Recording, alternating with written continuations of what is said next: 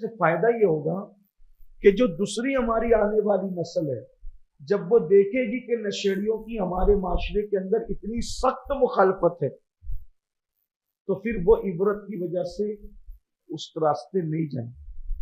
मगर आज के मुसलमान इतने बेहिस हो गए, बड़े बड़े नेक परहेजगार लोगों को मैंने, बल्कि इल्म वाले लोगों को भी ये कहते सुना, छोड़ो यार, हम किसी के चक्कर में क्या पड़े, उसके अमाल उसके साथ, अपने अमाल अपने साथ, कर रहे तो हम थोड़ी कर रहे। देखिए ये वो आग है, पड़ोस में अगर आग लगती है किसी पड़ोसी के घर में, तो हम ये कहते हैं कि यार उसका घर जल रहा है, मैं क्या करूं। अगर पड़ोसी का घर जल रहा है तो मैं उसके बाजू में रहता हूं, तो वो आग तो मेरे घर को ही पकड़ेगी ना, अगर मैं उसको नहीं बुझाऊंगा। तो जब दुनिया की आग का ये हाल है, तो वो जो गुनाह की आग फैल रही है, आप ये कह के नहीं छूट सकते। आने वाली नस्लें, ये जो है हमारे शहर में नशा आम हो रहा है, बुराइयां आम हो रही, अगर हमारे बड़ों ने इस पे पहले एक्शन ले लिया होता तो शहर इतनी गंदगी में थोड़ी घुसता। सब ये कहते रहे जो हो रहे होने तो। आज बड़े बड़े नेकोकारों के बच्चे होटलों में नशा करते पकड़े जा रहे हैं। ये आप मत समझिए कि ये मैटर सिर्फ 11,000 कॉलोनी का है, कच्ची बस्ती का है, ऐसा नहीं है। आज शहर में बड़े बड़े मौलवी मौलानाओं के बच्चे, बड़े बड़े सियासी लीडरों के बच्चे, बड़े बड़े कारखानेदारों के बच्चे, बड़े बड़े साइजिंग वालों के बच्चे बुरी सोबत की वजह से नशे में मुब्तला है। अगर इस पे पहले कंट्रोल, अब पहले नहीं हुआ आज करो, ये कहना कि उसके अमाल वो जाने, ये इस्लाम में नहीं है। मुझे एक हदीस पाक याद आई, इसको सुनिए। अल्लाह पाक ने इरशाद फरमाया जिब्रील अलैहिस्सलाम से, सब लोग जानते हैं जिब्रील अलैहिस्सलाम कौन है, सारे फरिश्तों के सरदार का नाम है जिब्रील अलैहिस्सलाम, और ये वहां रहते हैं जहां कोई नहीं जा सकता। उस मकाम को सिदरतुल मुंतहा कहते हैं, यानी एंड है, मखलूक उसके आगे नहीं जा सकता। मगर ये अपने नबी की शान है, हमारे आका उससे आगे तशरीफ, बल्कि जहां जिब्रील की सोच भी नहीं जा सकती उससे भी आगे हुजूर तशरीफ, शान है अपने आका अलैहिस्सलाम। तो बहरहाल अल्लाह पाक ने फरिश्तों के सरदार हजरत जिब्रील अलैहिस्सलाम को हुक्म दिया कि आप जाइए और वो फुला जो बस्ती है उसको आप पलट दी, यानी उस पर अजाब नाजिल किया जाएगा, वो पूरी बस्ती मुंह के बल दफन कर दी जाएगी, पलट दी जाएगी। जिब्रील अलैहिस्सलाम गए और जाने के बाद आपने जैसी बस्ती को पलटना चाहा तो देखा कि एक बंदा है जो अल्लाह अल्लाह अल्लाह का जिक्र, नेक परहेजगार है, अल्लाह का जिक्र। वो वापस आ गए और अर्ज की, मौला जिस बस्ती में तेरा नाम लेने वाला बंदा मौजूद है, मैं उसको कैसे पलट दूं, इसलिए मैं वापस आ गया। अल्लाह ने फरमाया उसको भी पलट, वो भी मुजरिम है, उसको भी पलट। मौला क्यों, वो तो नेक है। इरशाद होता है वो खुद तो नेक अमल करता है, मगर जब उसके सामने गुनाह होता है तो वो उसको नहीं रोकता, इसलिए उसको भी पलट दो। पलट दिया। इसका क्या नतीजा निकला कि अगर गुनाह हो रहा है और उस गुनाह पर हम चुप हैं, तो गुनाह न करके भी हमारा शुमार गुनाह करने वालों में। यानी आपको पता है कि फलां जिना कर रहा है, अब आप नहीं रोक रहे, चुप है उस पर, जबकि रोकने की ताकत है, आपको नहीं रोक रहे, तो आप जिना न करके भी जानी हो रहे हैं, नशा न करके भी आप नशेड़ी हो रहे हैं, जुआ न खेल के भी आप जुआरी हो रहे हैं, यानी उसका बबाल आपके सर पे आ रहा है। उम्मत मोहम्मदिया की खुसूसियत है, इस उम्मत को हुक्म है कि बुराई देखो तो रोको, अगर हाथ से ताकत से रोक सकते हो तो ताकत से सब मिलकर रोक दो, और अगर ताकत से नहीं रोक सकते, जबान से रोक सकते हो तो जबान से रोक दो, उससे भी नहीं रोक सकते तो कमजोर ईमान की निशानी यह है कि अपने दिल में उसको बुरा जाए, मतलब आपका ईमान कमजोर हो गया। ये पोजीशन कब है, जब आप उसको दिल में बुरा जान रहे हैं तो भी आपका ईमान कमजोर हो गया। तो जब दिल में बुरा जान रहे तो ईमान कमजोर हो गया। जो लोग दिल में बुरा भी नहीं जान रहे तो उनका ईमान क्या है? वो मोमिन कैसे, ईमान वाले कैसे, मुसलमान कैसे? ये हाल है। तो जब भी कोई बुराई देखो सब एक साथ हो जाओ, उस बुराई को रोको। तो अल्लाह के रसूल अलैहिस्सलाम फरमाते हैं पहला कम नसीब जो जन्नत की खुशबू भी इससे भी महरूम होगा, नशा करने वाला। दूसरा कम नसीब माँ बाप की नाफरमानी करने वाला। अब इसमें तो और तादाद बढ़ जाएगी। जितने लोग नशा करते हैं उससे बड़ी तादाद माँ बाप के नाफरमानों की।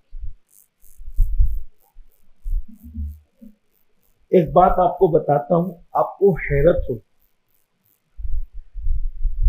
अगर किसी से नमाज छूट गई तो उसका जन्नत में जाना मुमकिन है।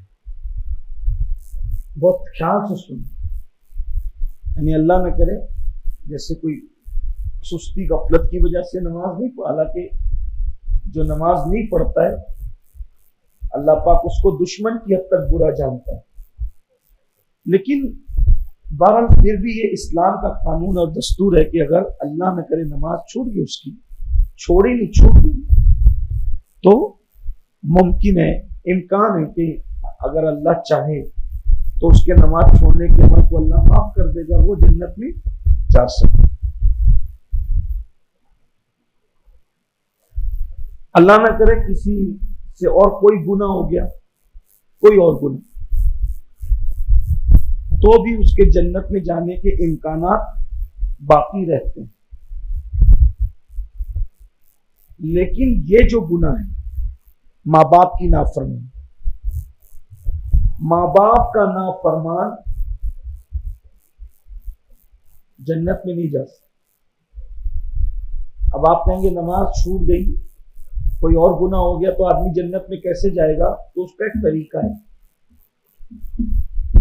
अब लोग ये नहीं सोच के चलो नमाज छोड़ते फिर वो जन्नत में चले जाओ, ऐसा नहीं। अगर बेनमाजी शहीद हो जाए, यानी अल्लाह की राह में लड़ते लड़ते शहीद हो जाए, तो शहीद के सारे गुनाह खून का पहला कतरा गिरते ही माफ हो जाते हैं, तो जन्नत में, यानी उसका नमाज छोड़ने का अमल भी माफ हो जाएगा। लेकिन शर्त कब है? कि वो शहीद हो। ठीक, अल्लाह न करे उसने कोई झूठ बोल दिया था, गीबत कर ली थी, कोई और गुनाह, उससे जो भी कुछ गुनाह का गुनाह हो गया था, लेकिन हो गया शहीद, तो हदीस पाक है कि उसके खून का पहला कतरा जमीन पे गिरता है वो माफ हो जाता है, वो शहीद हो गया, जन्नत में जाएगा। लेकिन माँ बाप का नाफरमान, अगर वो माँ बाप का नाफरमान है तो शहीद होकर भी वो जन्नत में नहीं जा सकता। माँ बाप का नाफरमान अगर शहीद है तो अल्लाह के रसूल अलैहिस्सलाम फरमाते हैं अगर माँ बाप नाराज हैं तो शहीद को भी जन्नत नहीं मिलेगी। आप गौर कर लें। अब बताइए, सबसे बड़ा अमल तो शहादत का है, शहीद के सारे गुनाह माफ हो जाते हैं, लेकिन माँ बाप की नाफरमानी भी शहादत माफ नहीं करा सकती। ये माँ बाप है। आजकल के नौजवान लड़के हों, बच्चे, छोटे छोटे बच्चे भी, अभी 10, 12, 15 साल के बच्चे, वो भी माँ बाप की नाफरमानी करते, इसलिए कि वो अपने बाप को जैसा करते देख रहे हैं, अपने चचा को जैसे करते देख रहे हैं, अपने ताया को जैसा करते थे। घर में एक माहौल है, माँ बाप की कोई कद्र नहीं, कोई इज्जत नहीं। माँ बाप को गालियां भी दी जाती है, धक्के भी दिए जाते हैं, उनको घूर के भी देखा जाता है, पलट के जवाब भी दिया जाता है, जबकि शहीद होकर भी जन्नत नहीं मिल सकती। अब हम क्या, नमाज भी पढ़ रहे हैं, दाढ़ी भी रख लिए, टोपी भी पहन रहे हैं, नेक भी बन गए, दीनदार भी बन गए, कैसे दीनदार है? जिसमें माँ बाप की फरमाबरदारी नहीं, वो दीनदारी क्या है? ये तो रियाकारी है, मक्कारी है। जो दीनदार होगा वो कभी माँ बाप का नाफरमान नहीं हो। जो माँ बाप को नाराज कर दे वो जन्नत भूल जाए, उसको जन्नत मिलना ही नहीं, वो जहन्नम का कुत्ता है, जहन्नम का ईंधन है वो। अल्लाह के रसूल सल्लल्लाहु अलैहि वसल्लम की हदीस पाक का मफहूम है उनकी नाफरमानी तो बहुत दूर की बात है, उनको सताना, गाली देना, घर से निकाल देना बहुत दूर की बात है। एक हदीस पाक है, उसको सुनिए। क़यामत के दिन एक बंदा आएगा और जब वो बंदा अल्लाह की बारगाह में हाजिर होगा तो वो इतना नेक होगा, मुत्तकी होगा, परहेजगार होगा कि उसके पास नेकियां पहाड़ों जैसी होगी। जैसे बड़े बड़े पहाड़ होते हैं ऐसी बड़ी बड़ी नेकियां, पहाड़ों जैसी नेकियां लेकर वो आएगा। ये अल्लाह के रसूल की हदीस, यानी कोई कहानी किस्सा नहीं, अल्लाह के रसूल अलैहिस्सलाम की हदीस। और जब उसकी नेकियां तौली जाएगी तो उसकी नेकियों से मीजान, जिसमें नेकियां और गुनाह तौले जाते उसको मीजान कहते हैं, तराजू। जो नेकियों का पलड़ा है, जो तराजू होगा वो भर जाएगा। जब वो नेकियों का तराजू भर जाएगा और उसका गुनाह कुछ भी नहीं होगा, यानी वो नेक हो, हर साल उम्रा को गया, हर साल हज किया, रोजे रखे, ज़कात दी, सदके दिए, नमाजें पढ़ी, तहज्जुद पढ़ी, सब नेकी। तो नेकी का पलड़ा भर जाएगा और गुनाह का जो पलड़ा होगा वो खाली होगा, उसमें कुछ नहीं। अब जाहिर सी बात है, जो इतनी नेकी करे और अल्लाह के रसूल जिसके बारे में कहे कि उसकी पहाड़ों जैसी नेकियां होगी,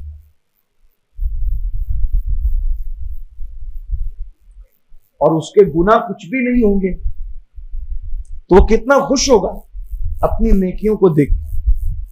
बस उसको ऐसा लगेगा कि बस अल्लाह की तरफ से अभी हुक्म आया कि इसको जन्नत में ले जाओ। हुक्म आने में बस उसको इंतजार होगा, बस अभी, क्योंकि वो तो कामयाब हो गया ना अल्लाह के इम्तिहान में। नेकियां उसकी मीजान भर, मीजान कोई छोटा मोटा थोड़ी। हदीस पाक में आता है कि अल्लाह का जो तराजू है जिसपे नेकियां तौली जाएगी और गुनाह तौले जाएंगे, उसमें जमीन और आसमान रखेंगे तो ऐसा लगेगा जैसे बड़े मैदान के अंदर अंगूठी रखी हुई, यानी जमीन और आसमान अंगूठी की तरह दिखेंगे उसमें। तो कितना बड़ा है वो। हजरत दाऊद अलैहिस्सलाम ने कहा, अल्लाह मुझे वो तराजू दिखा जिसमें तू गुनाह और नेकी तौलेगा। अल्लाह ने दिखाया तो दाऊद अलैहिस्सलाम बेहोश हो गए उसको देख के, इतना बड़ा है।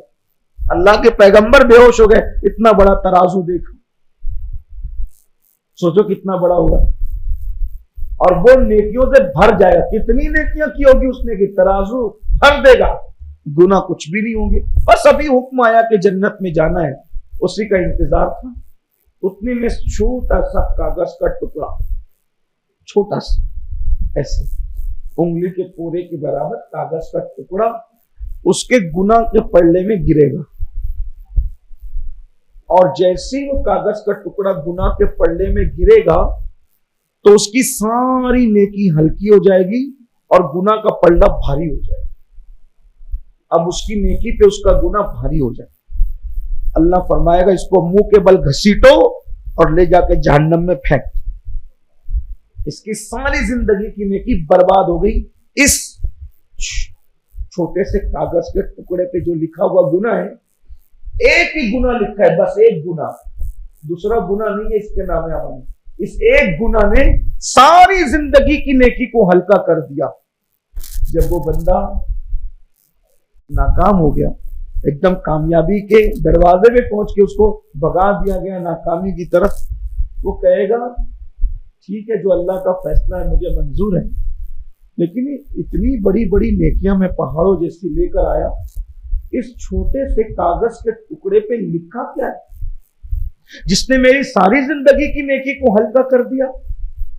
तो जवाब दिया जाएगा कि बंदे, तूने अपनी जिंदगी में सिर्फ एक मर्तबा, कितनी मर्तबा, सिर्फ एक मर्तबा अपनी मां से या अपने बाप से चिल्लाकर ऊंची आवाज में गुस्से से बात की थी। एक बार बस जिंदगी में एक बार चिल्लाकर गुस्से से ऊंची आवाज से बात की थी। वही चिल्लाकर बात करने का एक गुनाह तेरे नामे अमाल में लिखा है जिसने तेरी सारी जिंदगी की नेकी को बर्बाद कर दिया।